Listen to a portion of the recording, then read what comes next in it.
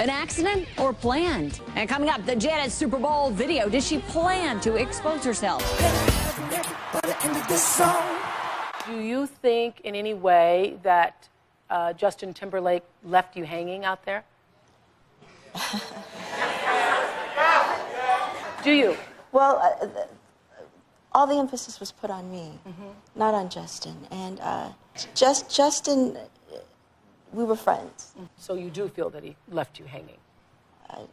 To a certain degree, yeah. Okay. Fala com a gente, que é a Nath. E eu sou a Isa. O que a gente veio fazer aqui hoje? Hoje a gente veio falar sobre quem foi o culpado em tudo que aconteceu no Super Bowl de 2004. Se você era muito jovem nessa época até e não sabe do que a gente tá falando, o Super Bowl, o halftime show, né, da Super Bowl, é aquele show que acontece no intervalo da final da Liga de Futebol Americano nos Estados Unidos, que foi literalmente um show que começou tipo uma coisa meio micosa, que tinha doguinhos e tal, pra uma das maiores noites da indústria de entretenimento norte-americana. Então é uma honraria pra um artista ser convidado pra ser o headliner desse evento. A gente já viu vários artistas ao longo das décadas. O último headliner agora foi o The Weeknd, e em específico, nesse ano de 2004, a headliner em questão seria a Janet Jackson. E pra vocês que talvez não saibam quem ela é, Janet Damita Jo Jackson é uma cantora estadunidense. Em 1982, deu início à sua carreira de cantora. Janet Jackson tem 7 álbuns número 1 em vendas, tendo vendido mais de 60 milhões de álbuns e 70 milhões de singles. E sim, gente, esse sobrenome aí, Jackson, não é um sobrenome desconhecido pra vocês, ela é irmã do Michael Jackson, ela faz parte do clã dos Jacksons, que são uma das maiores famílias do entretenimento mundial. E ela foi seguindo esse espaço também, apesar dela já fazer parte dessa família, ela foi seguindo a carreira de cantora e ela foi se tornando uma força por si só. Sim. E uma cantora extremamente bem-sucedida. Mas pra gente falar o que aconteceu em 2004, antes a gente tem que dar uma contextualizada do que estava acontecendo ali nos anos anteriores pra vocês. No início dos anos 2000, a MTV estava em plena ascensão, ela era uma emissora que estava crescendo demais, até com suas premiações, que era a Video Music Awards, o MTV Movie Awards, eram das premiações que puxavam muita audiência na época. E a NFL entrou em contato com a MTV em 2001 para ela poder produzir um show musical para o intervalo do Super Bowl daquele ano. E o sucesso foi tanto que a NFL entrou em contato com a MTV para eles aumentarem o contrato e deixar ele mais duradouro para ela produzir os próximos halftime shows. Uma coisa que vocês podem não saber, gente, é que o futebol, esse futebol que a gente tá acostumado a ver, o Neymar e afins jogando, não é um esporte tão popular assim dentro dos Estados Unidos. O futebol americano é a grande atração esportiva mesmo, que, tipo, comove toda a nação. Então, quando tem a final da NFL, é literalmente a Copa do Mundo pra eles. Eles não se importam tanto com a Copa do Mundo igual o resto do mundo. Pra eles, a NFL, o halftime show, a final da Super Bowl é o ápice do esporte norte-americano. Então, você ser convidada pra esse evento, que já se tornou muito além de apenas um evento esportivo, já é tipo o maior evento da publicidade norte-americana e o maior evento de música da carreira, é o ápice da carreira de um artista do pop americano. Então, 2004 foi o ano da headliner ser ninguém menos que a Janet Jackson, a irmã do Michael Jackson, a princesa do pop, e ela fez um show maravilhoso, com todos os seus greatest hits, e como é de costume para todos os headliners, né, naqueles 15 minutos que eles têm no halftime show pra fazer a sua performance, é muito comum as pessoas chamarem outros artistas. Ela chamou o Puff Daddy, o Nelly, várias outras pessoas, e o closing act seria a pessoa que finalizaria o show com ela, era o Justin Timberlake. O Justin Timberlake, todo mundo sabe quem é um dos cantores da música pop americana mais famosos da história. Em 2004, ele já era conhecido por fazer parte do NSYNC, que ele tava aí no início da sua carreira pra se tornar um dos maiores hit boys daquela geração. Ele tava aí promovendo seu primeiro álbum solo, Justified, naquelas músicas Cry Me a River, naquela era mesmo onde o Justin Timberlake era o momento, e ele escolheu a música Rock Your Body, que era uma música de autoria dele, pra ser a música de fechamento da cerimônia junto com a Janet. Uma coisa que a gente muito interessante aqui só pra ressaltar é que Rock Your Body, a última letra, né, tipo a última estrofe da música é literalmente essa. E ele fez literalmente o que a música pedia ou dizia?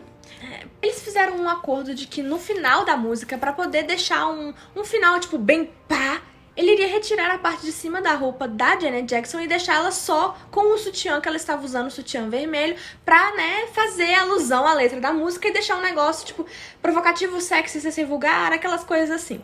Só que o problema é que na hora que foi acontecer realmente a final da música, na hora que ele foi retirar, ele errou e tirou o sutiã junto. E aí, literalmente, expôs o seio da Janet Jackson pra milhões de pessoas que assistiam o halftime show naquele dia. 143 milhões pra ser exato. É.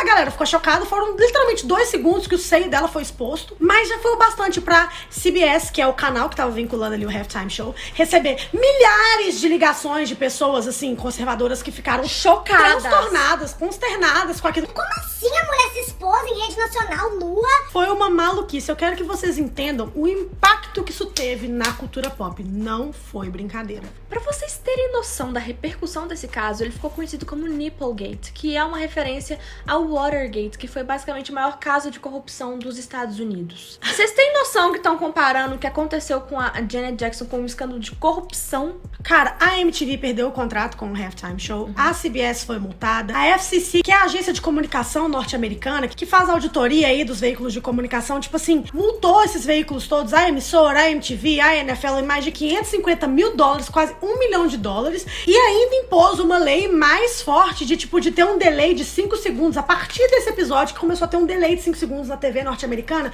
pra eles conseguirem controlar possíveis acidentes, pra a galera de casa não ver a tempo. Foi, assim, um escândalo sem tamanho. E a repercussão pra Janet foi extremamente negativa. Ela se tornou o nome mais pesquisado do Google entre 2004 e 2005 e ela entrou pro Guinness Book, inclusive, por causa disso. E ela ainda entrou meio que pra lista negra da MTV. Os clipes dela já não passavam mais na televisão. Ela perdeu o apoio de rádio, ela perdeu o apoio de muita gente grande. Vocês têm que entender, gente, isso é 2004. Era literalmente a era que a internet não ditava nada. Era rádio e TV. Ela não podia colocar a música dela no YouTube, tipo assim, o vídeo dela e ter certeza de que ia receber milhares de acessos dos fãs. Spotify. Não tinha isso. Era rádio e televisão. Então você tinha que manter uma relação boa com a televisão e com os veículos de rádio. E ela perdeu tudo isso por causa desse escândalo. Ela passou de literalmente uma das maiores entertainers das últimas décadas pra uma pessoa que tava em plena decadência na carreira, sabe? Sim. Só que tem outra pessoa envolvida nessa história. Quem foi a pessoa que removeu o seio pra fora? Justin Timberlake. Mas afinal, então, o que aconteceu com o Justin? O Justin não sofreu nenhuma repercussão negativa quanto ao incidente e não perdeu nenhuma relação que ele tinha com a MTV. Inclusive, ele participava diversas vezes de vários programas de televisão, mesmo depois de todo o ocorrido. A Janet, na verdade, foi a única que foi imputada, culpada de toda essa situação. E ele chegou ainda a viver alguns dos maiores anos da carreira dele depois disso. Ele lançou Sexy Back depois disso e foi uma das maiores músicas da época, é uma das maiores músicas do pop até hoje. Então ele realmente não perdeu nada por conta de tudo isso que aconteceu. Mas por que então que a única culpada foi a mulher preta? Muitas pessoas ao longo dos anos foram levantando essas questões de que foi injusto ela ter sido a única pessoa que foi imputada culpada nessas situações todas, e ele foi questionado várias vezes. E em alguns desses eventos ele até chega a ser mais brincalhão, tipo, tratando o assunto mais como brincadeira ou como uma coisa leviana, tipo, por que vocês estão falando disso ainda, gente? É uma coisa tão... Por que vocês estão focando nisso? Não precisa focar nisso. You kind of have to have a sense of humor about all of this because like you said, everybody takes this so seriously. It's not that serious. E uma das poucas vezes que ele se pronunciou realmente sobre tudo isso que tinha acontecido foi numa entrevista que ele disse o seguinte: It was sort of unfair if you look, if you consider it 50-50, I probably got 10% of the blame, and I think that says something about society. Deu pra perceber que mesmo ele sendo muito jovem na época, e obviamente ele ser bem acolchoado por uma indústria misógina e racista, ele tinha uma noção de que ele tinha sido imputado muito pouco da culpa e tudo tinha recaído sobre a Janet, mas por que diabos ele nunca se posicionou a favor dela e contra todo aquele backlash que ela tava sofrendo na época? Ele simplesmente nunca se posicionou.